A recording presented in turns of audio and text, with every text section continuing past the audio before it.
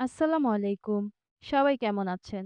শুরু করতে যাচ্ছি আহিয়ানের পরী, লেখনীতে ফারজানা মনি। পর্ব ২২। ঝুম বৃষ্টি এখনো থামেনি। চারপাশে ধোঁয়াটে হয়ে আছে বৃষ্টির সাদা পর্দায়।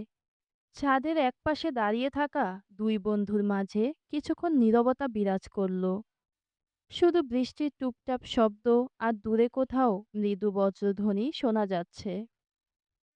রিহান পকেটে দুহাত ঢুকিয়ে হালকা হেসে বলল, ভাই, তোর এই অবস্থা দেখে মনে হচ্ছে লাভসিক পেশেন্ট হয়ে গেছিস। আহিয়ান মুচকি হাসল। তার হাসিটাও অন্যরকম শান্ত, তৃপ্ত, যেন বহুদিনের যুদ্ধ শেষে কাঙ্ক্ষিত জিনিসটা জিতে নিয়েছে সে। রিহান বন্ধুর দিকে তাকিয়ে আবার বলল, তবে একটা কথা বলতে হবে, থিদাকে আজ সত্যি অসম্ভব সুন্দর লাগছিল। কথাটা শুনে আহিয়ানের ঠোঁটের কোণের হাসিটা মিলিয়ে গেল। সে ধীরে ধীরে ঘাড় ঘুরিয়ে তাকালো রিহানের দিকে। বাদামি চোখ দুটো মুহূর্তেই বিপজ্জনক রকম শান্ত হয়ে উঠেছে। রিহান ভ্রু তুলে তাকালো। আরে বাবা, আমি তো জাস্ট। তো সাহস কি করে হলো ওর দিকে চোখ তুলে তাকানোর? শীতল গলায় বলা কথাটায় রিহান থেমে গেল। তারপর কয়েক সেকেন্ড চুপ করে হো হো করে হেসে উঠল। ওহো, ওভার প্রসেসিভনেস অলরেডি স্টার্ট। আমি জাস্ট মজা করে বলেছিলাম তোকে ট্রাই করতে, কিন্তু তুই তো মামা পুরা অ্যাটম বোম হয়ে গেছস। আহিয়ান এবার রেলিং থেকে সরে দাঁড়ালো। ভেজা শার্টের হাতা কোনই পর্যন্ত গুটিয়ে নিয়ে ধীরে স্বরে বলল, শুরু না, এটা অনেক আগেই ছিল। শুধু তখন জানতাম না সেটা কার জন্য। আরেকটি কথা, নেক্সট টাইম থেকে এসব নিয়ে মজাও করবি না। রিহান এবার সত্যিই অবাক হলো। অতঃপর কিঞ্চিত মজা নিয়ে বলল, সিরিয়াসলি দোস্ত, তুই শেষ। আহিয়ান কিছু বলল না, শুধু নিচের দিকে তাকিয়ে মৃদু হাসল। তার মাথার ভেতর এখনো ঘুরছে একটু আগে দৃশ্যটা। বজ্রপাতে ভয় পেয়ে সিদ্ধার্থার হাত আঁকড়ে ধরা, লজ্জায় কেঁপে ওঠা চোখ, ভেজা ঠোঁট, আর সেই মিনমিনে কণ্ঠ, সরি আহিয়ান ভাই। ছেলেটার বুকের ভেতর আবারও অদ্ভুতভাবে ধক করে উঠল। এর মাঝেই রিহান আবারও বলল, তুই ওকে বলে দিলেই তো পারিস, তাহলে তো প্রেমটা ভালোভাবে জমতো। তাছাড়া তোর মতো সৌভাগ্য কয়জনের হয় বল? প্রেমিকাকে সারাক্ষণ নিজের বাড়িতেই পাওয়া যায়। আহা, কি ভাগ্য! আর আমাদের শালা পোড়া কপাল। আহিয়ান কিছুক্ষণ চুপ করে থাকলো। বৃষ্টির ফোঁটাগুলো এসে পড়ছে তার মুখে।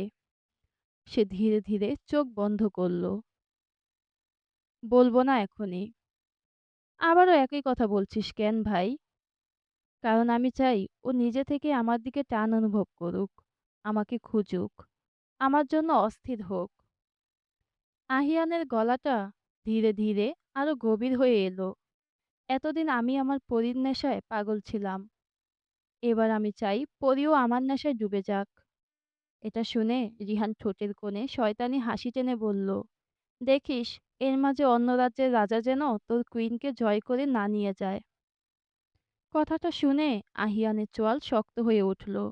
সে দাঁতে দাঁত পিষে বলল, অন্য রাজ্যের রাজা তো দূরের কথা, সেই রাজ্যের একটা পিঁপড়েও আমার কুইনের ধারে কাছে ঘেঁষতে পারবে না। প্রয়োজনে আমি নিজ দায়িত্বে তাদেরকে আমাদের হসপিটালে ভর্তি হওয়ার ব্যবস্থা করে দেব। রিহান এবার কিছু বলল না, শুধু বন্ধুর মুখের দিকে তাকিয়ে মুচকি হাসল।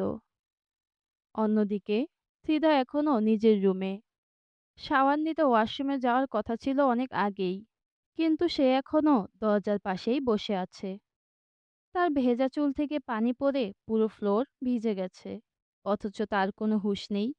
বারবার শুধু একটা দৃশ্যই মনে পড়ছে, আহিয়ান ভাইয়ের সেই দৃষ্টি। মেয়েটা হঠাৎ দুহাত দিয়ে নিজের মুখ ঢেকে ফেলে মুচকি হাসল। তার বুকের ভেতরটা আবারও ধুকপুক করে উঠল। ঠিক তখনই দরজায় টোকা পড়ল। ফ্রিদা চমকে উঠল। কে? বাহির থেকে আহিয়ার গলা ভেসে এলো, আমি। ফ্রিদা তাড়াতাড়ি উঠে দরজা খুলতেই আহিয়া ভেতরে ঢুকে দরজা লাগিয়ে দিল। তারপর কয়েক সেকেন্ড চুপচাপ ফ্রিদার দিকে তাকিয়ে থেকে হঠাৎ করেই সে চিৎকার করে উঠল, তুই ঠিক আছিস? ত্রিধা ভ্যাবাচ্যাকা খেয়ে বলল, কেন? আমার কি মরে যাওয়ার কথা ছিল? আহিয়া নাটকীয় ভঙ্গিতে নিজের বুক চেপে ধরল। ভাইয়া জেনে গেছে আমাদের সেদিন এয়ারপোর্টে যাওয়ার বিষয়টা। আমাকে সেসব নিয়ে অনেক বকাবকি করেছে। পরবর্তীতে আমি পুরোটা বলতে বাধ্য হয়েছি। এটুকু বলেই আহিয়া ত্রিধার মুখটার দিকে তাকিয়ে কানে ধরে বলল, সরি কিউটি পাই, আমার জন্য তোকে ভাইয়ার বকা খেতে হয়েছে। আমি ইচ্ছে করে বলতে চাইনি। ভাইয়ার রাগ দেখে আমি নিজেই তো বাকহারা হয়ে গিয়েছিলাম। কি? আহিয়ান ভাই এখন সব জানে? আমি যে রং নাম্বার একটা ছেলের সাথে কথা বলেছি সেটাও? আহিয়া উপর নিচ মাথা ঝাঁকিয়ে সম্মতি বোঝালো। অতঃপর ত্রিধার মুখটা দুহাতের আঁচড়ায় নিয়ে গাল দুটো চেক করতে শুরু করলো। এর মাঝে বলে ফেললো কয়েকবার, ভাইয়া তোকে মেরেছে বনু? সত্যি করে বল, কয়টা থাপ্পড় দিয়েছে? ত্রিধা এবার সত্যিই অস্বস্তিতে পড়ে গেল। আহিয়ান ভাই তাকে নিশ্চয়ই খারাপ মেয়ে ভাবছে। ইস, তার না হওয়া প্রেমটা অকালে ব্রেকআপ হয়ে গেল। ওর ভাবনার মাঝে আহিয়া ওকে ঝাঁকুনি দিয়ে বলল, কি রে, ভাইয়ার শক্ত হাতে থাপ্পড় খেয়ে কি পরপারে পাড়ি জমিয়েছিস? ফিদা মুহূর্তেই যেন তার ভাবনা থেকে ছিটকে বেরিয়ে এলো। অতঃপর হালকা জোরে বলল, কি বলছো আপু? উনি আমাকে মারবে কেন? ওনার সাথে একটু আগে আমার ছাদে দেখা হয়েছিল, কিন্তু কিছুই বলেনি। এটুকু শুনে যেন আহিয়ার দেহে প্রাণ পাখি ফিরে এসেছে।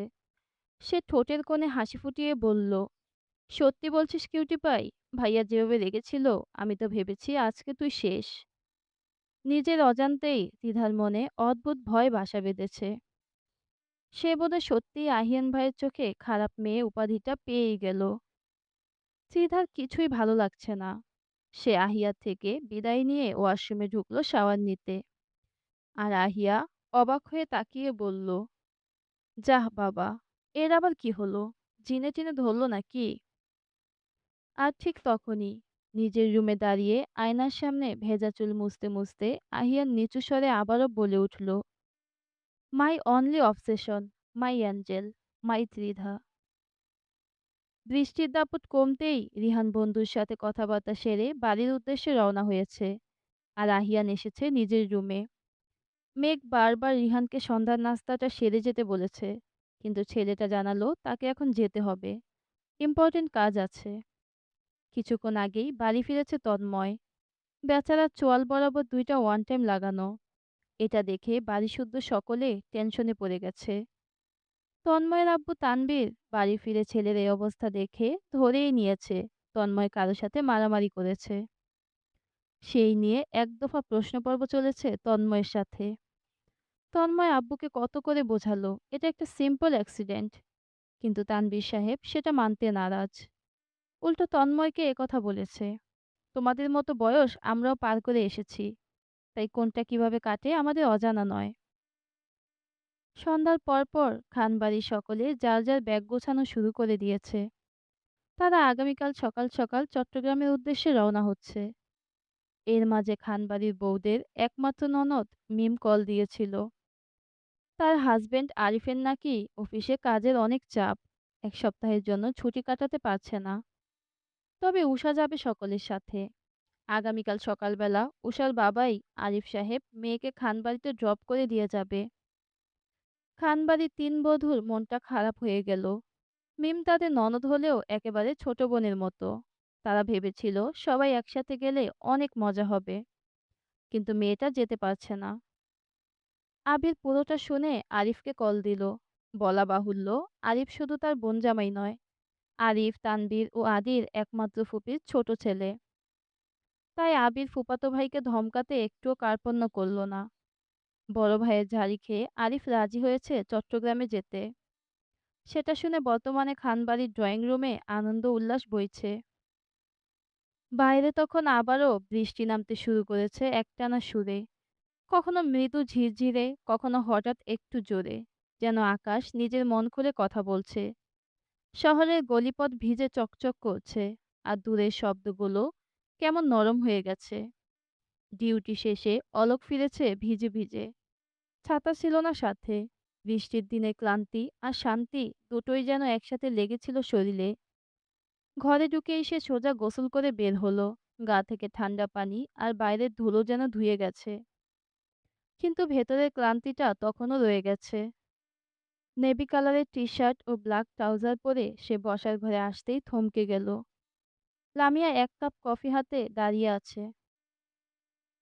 কাপ থেকে হালকা ধোঁয়া উঠছে। অলোক চোখ নামিয়ে বলল, আমি কফি খাই, আগেও বলেছি। কিন্তু লামিয়া তাতে একটু বিচলিত হলো না। খুব স্বাভাবিক গলায় বলল, এটা সাধারণ চা নয়, আদা মশলা দেওয়া স্পেশাল রং চা। বৃষ্টিতে ভিজে এসেছেন, এটা খেলে শরীর ভালো লাগবে। তার কণ্ঠে জেদ নেই, আছে শুধু যত্ন। এমন যত্ন যেটা জোর করে কিছু চাপিয়ে দেয় না, বরং নীরবে মানুষটাকে নিজের মতো করে ঠিক করে নিতে দেয়। অলোক আর কিছু বলে না, ধীরে ধীরে কাপটা হাতে নেয়। প্রথম চুমুকেই গরম চায়ের স্বাদ শরীরের ভেতর ছড়িয়ে যায়। ঠান্ডা শরীরটা যেন একটু হালকা হয়ে আসে। তখনই তার চোখ পড়ে লামিয়ার দিকে। হালকা আকাশি রঙের সুতির থ্রি পিসে তাকে খুব সাদামাটা লাগছে, কিন্তু সেই সাদামাটার ভেতরেই অদ্ভুত একটা মায়া আছে। চুলগুলো হেয়ার ব্যান্ড দিয়ে পেছনে বাঁধা, তবুও কয়েকটা গোছা খুলে গালে কপালে ছড়িয়ে পড়েছে। শ্যামলা মুখখানিতে বৃষ্টি ভেজা বিকেলের মতোই এক নরম প্রশান্তি। অলোক কিছুক্ষণ তাকিয়ে থাকে, অচেনা এক নীরবতায়। ঘরের এক কোণে রান্নাঘর থেকে তখন খিচুড়ির ঘ্রাণ আসতে শুরু করেছে। ধীরে ধীরে সেটা পুরো ঘর ভরিয়ে ফেলছে, সাথে মশলার হালকা ঝাঁঝ। এর মাঝে মেয়েটা চা ধরিয়ে দিয়ে রান্নাঘরে চলে গেছে। লামিয়া রান্নাঘরে মনোযোগ দিয়ে খিচুড়ি নাড়ছে, পাশের হাঁড়িতে কষা মাংস। ঢাকনা খুলতেই ভেতর থেকে ভাস্প উঠে আসছে, যেন বৃষ্টির দিনে ক্ষুধাকে আরো তীব্র করে দিচ্ছে। অলোক চুপচাপ দৃষ্টি সেদিকে নিবদ্ধ করে তাকিয়ে আছে। হাতে চায়ের কাপ, চোখ সামনে, আর নাকে খিচুড়ির ঘ্রাণ। বাইরে বৃষ্টি, ভেতরে উষ্ণতা। আর এই নীরব ঘরের ভেতরেই যেন খুব সাধারণভাবে গড়ে উঠেছে এক অদ্ভুত পৃথিবী, যেটার নাম বলা না গেলেও সেটা উপস্থিত।